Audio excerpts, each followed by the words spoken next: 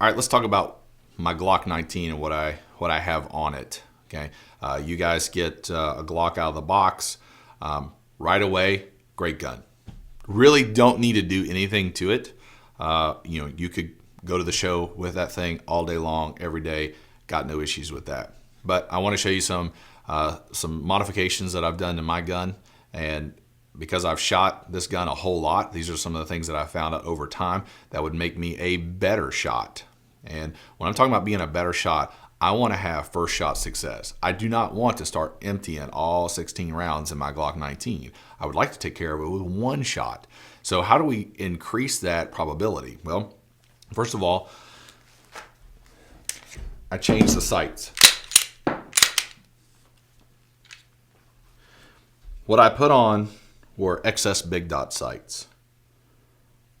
And when I put them on, I took off the plastic sights that come with the Glock, and there are plenty of videos out there on YouTube. XS Big Dot has instructions if you buy their product.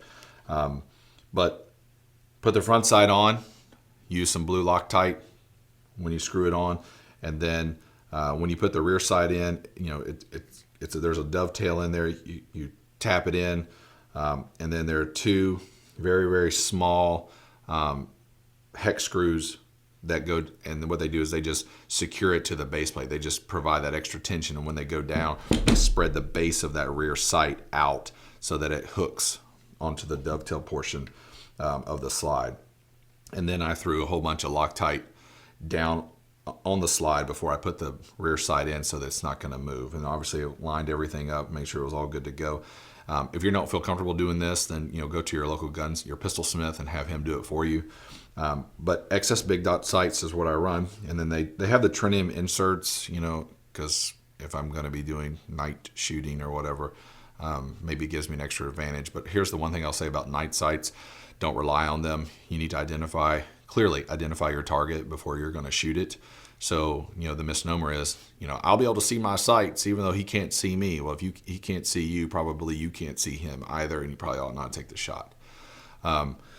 So not only do I put sights on, okay, but I put a grip force adapter on it, and this roll pin right here just comes out of you take the one out of your Glock, which this is a Gen 4 Glock, so the back strap, is interchangeable. Well, I just take that pin out, and I left the back strap the way it came, and then this adapter goes on, and then they provide you with a roll pin. You just punch it through, and it make sure it's even on both sides, and it's good to go. Now, what is this? Why this? Well, you ever heard guys talk about the slide on a Glock bit you?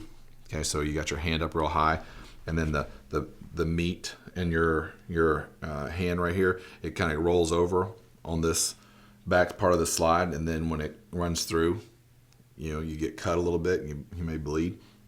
Well, you take the same premise of that beaver tail in a 1911, and that's what Grip Force did here by taking this injection mold plastic and molding it such that there's a nice extension past the rear of the slide.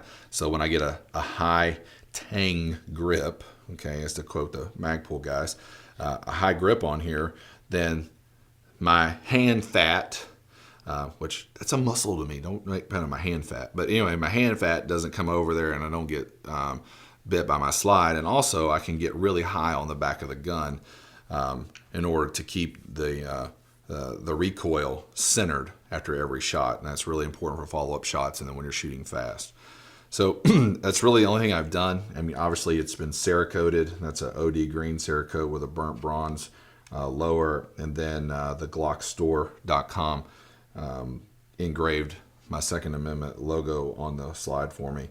But other than that, it's the same trigger that came with the gun in the box. I haven't done anything with the recoil spring. It's the same barrel. Everything else with the gun is the same. Same slide lock. Same everything on this thing. So all I did was change the sights out, and I put a Grip Force adapter on it, and that's what I do to my gun. Everything else runs the same. And then I run. What is this?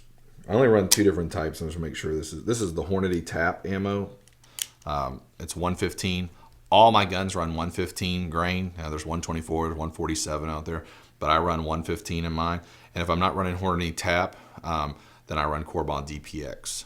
And the reason that I only go with those two types of game time ammo, what I call game time, for the real deal, is because the quality control in the manufacturing process is so tight. And I want to make sure that, when it says 115 grains, it's not 115 and a half or 117 or 114 and 3/4, that it is 115 grain every time. And every shot, I can count on the same type of recoil. So when I'm doing follow-up shots or I'm shooting quickly, that everything that comes out of the gun is the same. And that's the problem that guys have when they start reloading their own ammunition, or they buy reloads from somebody else. You can't guarantee that round is going to have the same powder, the same grains of powder every bullet. So you want to make sure that if you're going to go put your life on the line with it, that the manufacturer of that bullet that you're putting your life on the line with has the tightest quality control measures in it, so that it can ensure that bullet is going to do its job the way it's meant to do.